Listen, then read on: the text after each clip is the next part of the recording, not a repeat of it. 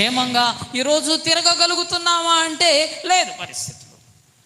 మన 4 రోజుల క్రితమే కలకత్తాలో ఏమైందంటే, ఒక డాక్టర్ గారిని, ఆమె హౌస్ సర్జన్ చేస్తూ ఉంది, ఒక డాక్టర్ గారు 36 గంటలు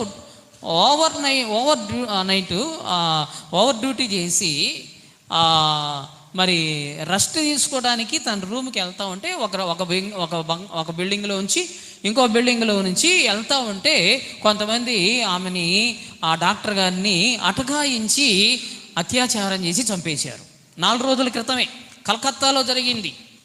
చాలా భయంకరంగా ఆమెను అత్యాచారం చేసి ఆమెని చంపేసి ఆమె కాళ్ళు కీళ్ళు విరగదీసేసి చాలా భయంకరంగా 4 రోజుల క్రితం. ఇప్పుడు మనం అందరం కూడా స్వాతంత్ర దినోత్సవం చేసుకుంటా ఉన్నాం కదా. మరి ఇలాంటి స్వాతంత్ర దినోత్సవం